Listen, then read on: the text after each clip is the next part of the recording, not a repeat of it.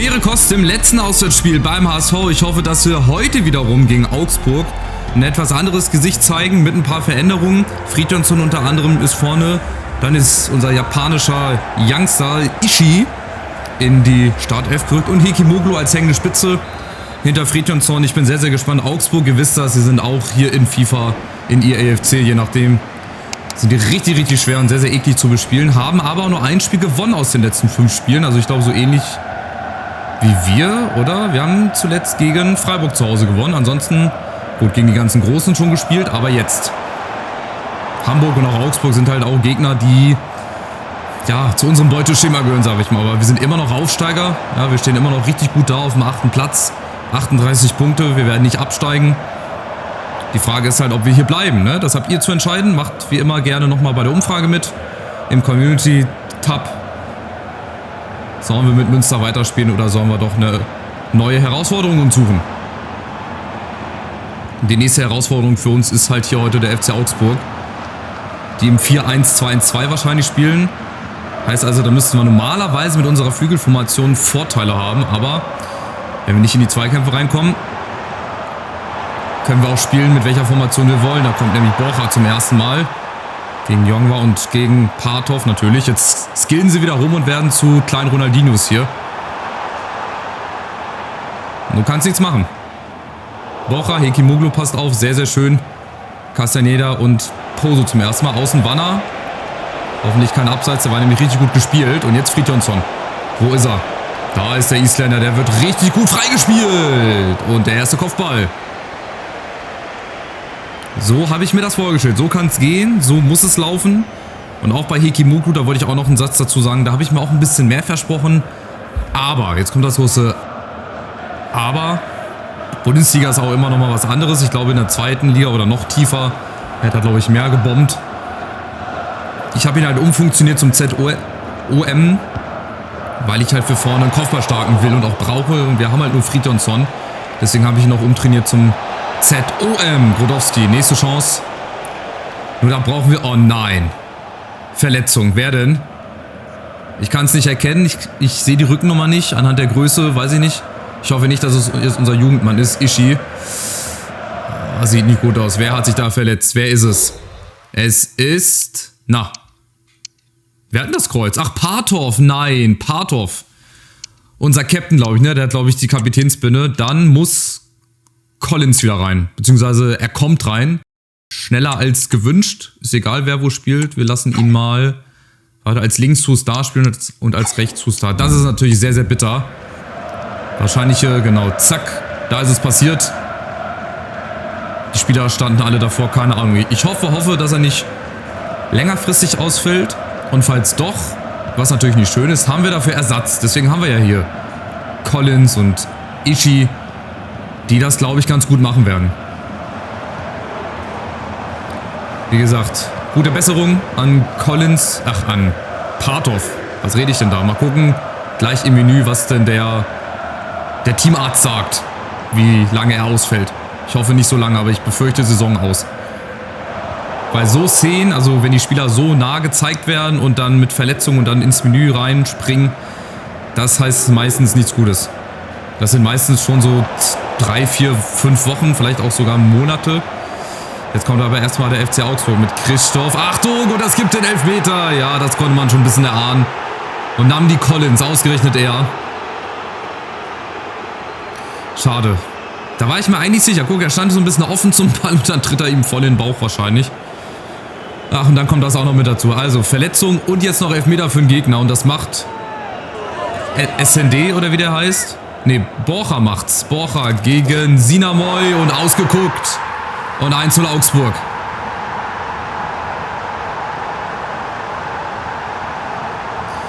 Ja, es ist zum Mäusemelken. Also die gesamte Rückrunde schon. Wir spielen nicht schlecht. Ja, aber wir kommen nicht an das Niveau der Hinrunde ran. Was auch so ein bisschen zu erwarten war. Klar, dass wir jetzt hier so den ein oder anderen Durchhänger doch haben. Das ist schon sehr schade, weil wir uns, wie gesagt, auch realistische Chancen damit verbauen, ins europäische Geschäft einzuziehen. Aber das ist vielleicht auch ein bisschen zu viel gewollt. Also in der ersten Saison, da sollte wirklich nichts über den Klassenerhalt gehen. Aber ich sehe ja, wie gut wir spielen und ich sehe ja, was aus der Mannschaft noch rauszuholen ist. Grodowski, Fridjonsson, Grodowski, guck mal. Und dann hapert es halt hier gerade an den letzten Zentimetern, an den letzten Metern bis zum Strafraum sieht das alles gut aus, aber dann bräuchte ich halt auch noch vorne jemanden drin, der so eine ähnliche Stärke hat wie Paul Wanner. Also mindestens meine 70, 71. Und das kommt natürlich jetzt dem FC Augsburg entgegen. Die haben in der Mitte dafür Überzahl. Ich hoffe, dass wir es über einen Flügel irgendwie gerichtet kriegen. Remberg. Kristovic. Das ist genau wie beim HSV. Der HSV hat sich auch den Ball hier lange Zeit immer hin und her gespielt. Ja, bis dann mal die ersten Fehler kommen. Fridjonsson passt auf. Wanner, Fridjonsson, unten Grodowski muss er durchlaufen. Schöner Ball. Nicht ganz ideal gespielt, aber jetzt Joel Grodowski hinein in den Winkel. Es geht doch.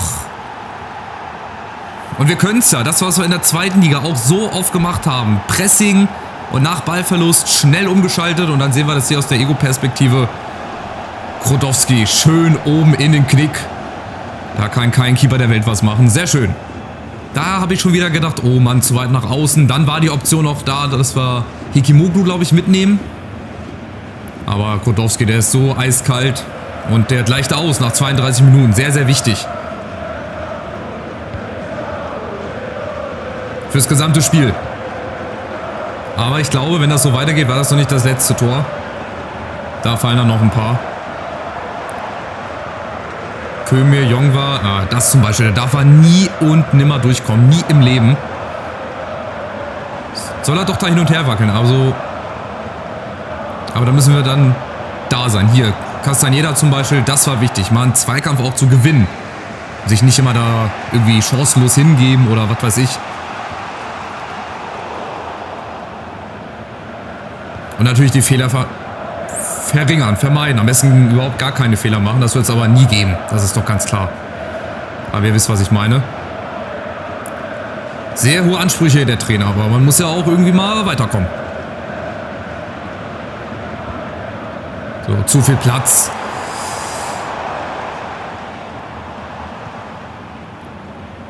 Zu viel Platz wieder. Das funktioniert auch heute wieder nicht so gut bislang. Also die werden auch wieder sehr, sehr ausgespielt. Da werden dann ihre Grenzen gebracht. Die Augsburger kommen. Das darf eigentlich auch nicht sein. Collins ist da, gewinnt den Zweikampf. Sehr, sehr wichtig. Und jetzt mal die Chance. Ne, die Chance kriegen wir nicht, hier umzuschalten. Die Augsburger gehen direkt ins Gegenpressing rein. Das ist sehr gut. Und damit haben wir große, große Probleme. Genauso wie hier. Mit der letzten Aktion in der ersten Halbzeit. Sinamoy. Ach, Sinamoy ist jetzt Kapitän. Ah, geil. Hat glatt mal die Kapitänsbinde übernommen mit 17. Aber da sah er auch nicht gut. Also der war auch, ja, auch wenn Collins da jetzt im Weg ist, ich habe das gesehen, der war nicht unhaltbar. Da können wir Sinamoy leider nicht ganz rausnehmen aus der Geschichte. Ja, ich will da nicht in die Wiederholung gehen, weil ich eigentlich schon weiß, was ich gleich zu sehen bekomme. Nikola Kristovic. Ich werde gleich wahrscheinlich wieder das zu sehen bekommen, was in diesem Spiel häufiger der Fall sein wird. So, wir gucken mal, ob der Ball auch durch die Handschuhe geht oder vielleicht über die Handschuhe drüber. Hier sehen wir Sinamoy. Weiß ich nicht. Also er macht ja auch den Schritt noch nach links rüber. Guck, er macht ja schon den Schritt. Aber er kommt halt einfach nicht ran. Gut, dann war es vielleicht ein Stellungsfehler. Aber der war auf jeden Fall nicht unhaltbar, finde ich. Finde ich persönlich so. Gerade mit der letzten Aktion. Wir waren eigentlich gut drin. Wir kommen aber immer noch nicht so richtig in die Zweikämpfe. Die Augsburger machen mit uns, was sie wollen. Und auch heute wieder mit diesen beiden Sechsern, das funktioniert nicht.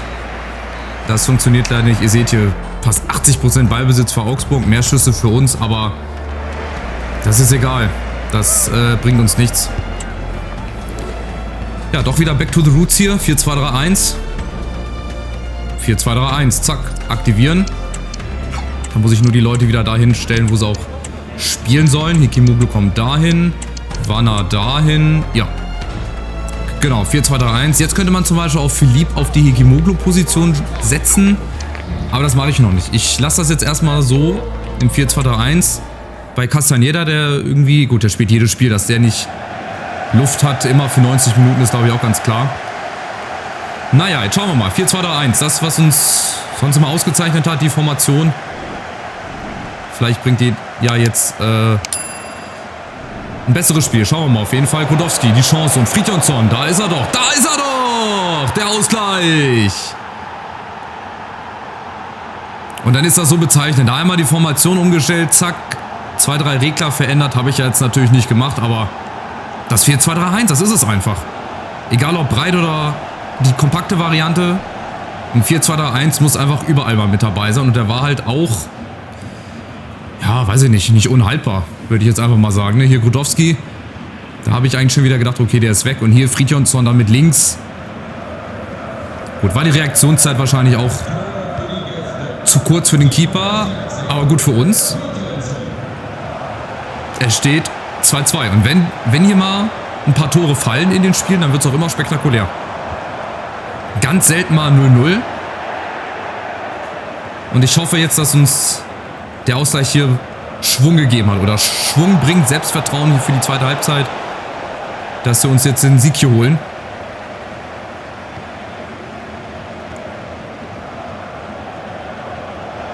Weil die Augsburger, ihr seht, die sind nicht ganz fehlerfrei. Die haben so ein bisschen, bekommen die jetzt das Nervenflattern. Der Ausgleich hat denen wohl nicht so gut getan. So, jetzt haben wir mal hier so ein bisschen den Ball. Jong war ein bisschen über Ballbesitz kommen, aber die Augsburger, die lassen uns gar nicht den Platz. Da irgendwas übers Zentrum hinzukriegen, aber vielleicht jetzt. Hekimuglu, auch er hat viel Platz. Aber auch er wird auch noch gut. Er muss auch an seinem Abschluss arbeiten, das ist ganz klar. Aber wie soll er es sonst anders machen, außer über Spielzeit? Und verleihen wollte ich ihn jetzt nicht, dafür hat er einfach zu viel Geld gekostet für unsere Verhältnisse. Aber genau das ist es halt.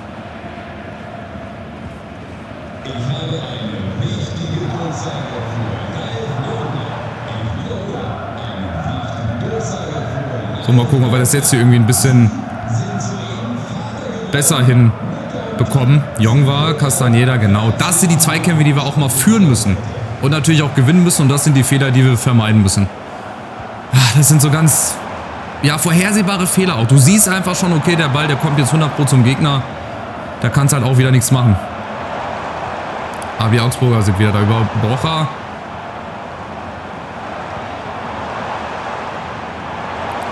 Wir lassen uns jetzt auch gerade zu tief hinten reinfahren. Aber die Augsburger, die haben halt vorne mit den 2 Stürmern und der hängenden Spitze, die schnüren uns da regelrecht ein in der Verteidigung. Castañeda, Vorsicht, da gehe ich jetzt auch wieder nicht in Zweikampf rein, weil ansonsten gibt es wieder Elfmeter. Ganz safe, das weiß ich jetzt schon. Und Godowski, der nimmt die Zweikämpfe in der zweiten Halbzeit bislang sehr gut an. Und hat jetzt Platz. Oh, geht doch nicht ins Aus. Oh mein Gott. Oh Junge, das hast du auch schon mal besser hinbekommen. Wanner. Den haben wir halt aber auch nur geliehen. Ne? Ich glaube für 1 Jahr, 2 Jahre glaube ich nicht. Da haben wir Collins 2 Jahre geliehen und ich glaube listisch nur 1 Jahr. Deswegen schauen wir mal. Hier nach wie vor die Lücken sehr, sehr groß bei uns im Mittelfeld. Das machen die Augsburger echt gut. Also ich glaube, da können wir heute noch 10-mal die Formation umstellen. Das 4-1-2-1-2, das bringt es bislang. Nervenkitzel, das sind halt die Lücken hier in diesen Räumen. Da dürfen wir sie nicht zum Spielen kommen lassen. Oh, und wieder Fehler, unnötig von Remberg. Kearney, Achtung, Collins ist da und Sinamoy auch. Aber war das kein Abseits? Der war ganz schön weit vorne. Egal, ich muss auch nicht schön spielen jetzt hier die letzten Spiele. Ich will heute oder ich will generell noch so viele Punkte holen, wie es geht. Dafür müssen Siege her. Und da ist es auch egal, wie ich hier spiele. Wir müssen uns dann halt auch einfach mal so einen dreckigen Sieg hier erarbeiten. Oh, Duarte. Das darf dann halt natürlich auch nicht passieren. Jetzt fehlt Jong bei hinten links. Aber ist schon wieder da. Sehr schön. Wo machen die Augsburger nochmal den Fehler? Den entscheidenden Fehler, der uns dann nochmal einen Konter bringt.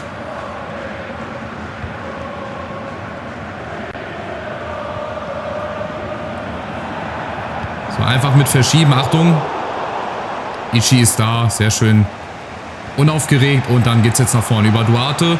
Der Doppelpass vielleicht mit Fridjonsson. Ja, zu einfach. Zu durchschaubar.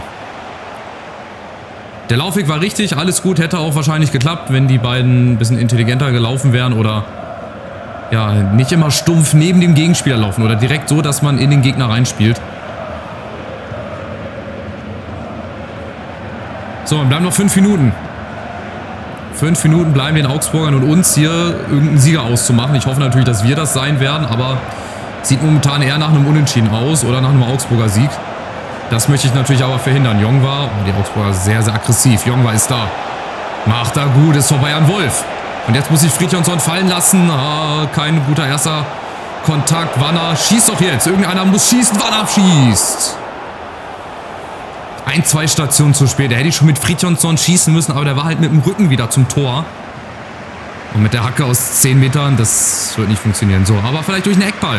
Haben wir auch schon lange nicht mehr getroffen. Wir haben die kopfballstarken Leute vorne drinne.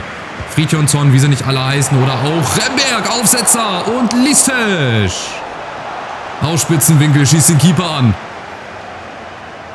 Nochmal Ecke, das wird wahrscheinlich jetzt die letzte Aktion sein. Duarte und Remberg nochmal. Schönes Ding hoch rein, da kommt Rogoff und da kommt Listesch nochmal. Jetzt wird es nochmal ein bisschen heikel. Wurde nochmal ein bisschen heikel, spektakulär für uns. Und am Ende reicht es auch wieder nur für einen Unentschieden. Diesmal mit Toren, 2-2. Viele Tore geschossen, viele Tore auch wieder hinten reingekriegt. Es setzt sich leider so ein bisschen fort, der Trend in der Rückrunde. Wir spielen nicht gut. 1-2 Siege zwischendurch haben wir mal mit dabei, aber im Grunde genommen verläuft jetzt die Rückrunde so, wie ich auch eigentlich schon die Hinrunde erwartet habe. Gut, aber wie gesagt, nochmal, für unsere Verhältnisse ist das bislang völlig okay. Oh, schön Nordderby. Bremen-Hamburg 2-2. Schön, das mal wieder in der Bundesliga zu sehen. Irgendwann auch in echt hoffentlich, wenn es der HSV dann mal wieder hochschafft. Jetzt der VfB. Oh, jetzt bin ich gespannt. Mal gucken, wie lange Partov verletzt ausfallen wird. Oh, steht gar nicht mit dabei, wie lang. Wie lange wird er denn ausfallen? Dürfen wir da mal in die Nachrichten reingucken? Warte mal, hier, Mitteilung, jetzt kommt. Spieler verletzt. 7 Monate. Oh, Kreuzbandriss. Ja gut, das ist der Worst Case. Das ist der Worst Case. Also, Torge Partov wird uns nicht nur die Rückrunde fehlen, sondern auch noch den Beginn der nächsten Saison. Sofern wir den hier bleiben sollten. Das ist natürlich der Worst Case. 7 Monate. Okay. Heißt für uns, wir haben ab jetzt eine neue Innenverteidigung. Und zwar bestehend aus Nnamdi Collins und Ishii. Der kriegt jetzt das Vertrauen. Das junge Dreieck hier, Wahnsinn. Ishii, Collins und Sinamoy, der spielt ja eh schon seit Saisonbeginn. Die sollen es jetzt also machen. Ja, bei Partov ist natürlich sehr, sehr ärgerlich. Haben wir noch einen Innenverteidiger hier zufällig? So ein Innenverteidiger-Talent. Abe hätten wir, auch Innenverteidiger. Der kann auch ZDM, Rechtsverteidiger. Wir können sogar ein japanisches Innenverteidiger-Duo machen. Ich mach mal Abe. Ishii und Abe. Das wären nochmal 2 Innenverteidiger für unsere Mannschaft. Naja, wie gesagt, gute Besserung. 7 Monate Kreuzbandriss. Der wird dann auch erstmal wieder ein bisschen brauchen. Ja, sehr schade. Aber gut, dafür haben wir auch die Jugendspieler. Die müssen jetzt ins kalte Wasser geworfen werden. Die müssen jetzt einfach mal zeigen, was in ihnen steckt und steht. Apropos, jetzt wo ich mich gerade dran erinnere, ich muss mal nochmal schauen, wann Münster denn 120. Jubiläum hat. Denn ich glaube, das ist nämlich jetzt bald. Münster-Gründung. Natürlich müsste ich auch Preußen-Münster eingeben. Ich mache das jetzt hier gerade mal über mein Handy. 30. April. Also, guck mal, 30. April. Welches Spiel dort angesetzt ist oder was halt davor oder danach ist. Also, 30. April. 30. April, das heißt zum Spiel gegen den 1. FC Köln. Also am 32. Spieltag würde dann das Jubiläumstrikot folgen. Ich muss daran denken, ich darf das nicht vergessen. Wäre sonst echt ein bisschen schade. Ich muss mir das gleich nochmal aufschreiben. Also, beim Heimspiel gegen den 1. FC Köln gibt es das Jubiläumstrikot zu 120 Jahren hier in-game Preußen Münster. Jetzt gibt es nochmal kurz einen Blick auf die Tabelle, nachdem wir hier mal vorgespult haben. Und dann gegen den VfB. Die sind in ganz anderen Tabellenregionen unterwegs. Aber da können wir auch mithalten. Wir haben auch nur 1-0 verloren in der Hinrunde durch einen Fehler. Aber die haben die letzten 4 Spiele gewonnen. Die haben Jovic, Dimirovic, Mio. Na gut, das ist so ähnlich wie in Leipzig wie gegen Dortmund. Da werden wir, glaube ich, den kürzeren ziehen. Aber wir lassen uns mal überraschen. Vielleicht habe ich ja den ein oder anderen Trick in der Trickkiste. Und dann wird es einen Sieg geben gegen den VfB. Ich bin gespannt. Ich hoffe, ihr seid auch wieder mit dabei. So sieht es ja aus. Warte mal, so Blitztabelle. Hat sich nicht viel verändert. Wir haben 1 Punkt aufgeholt gegenüber Frankfurt und Gladbach, so wie das hier aussieht. Mainz kommt auch wieder ein bisschen mehr ran. Also, Spieltag für Spieltag gibt es jetzt... Oh, Dortmund hat verloren. Dortmund hat verloren. Da muss ich gerade nochmal drauf schauen.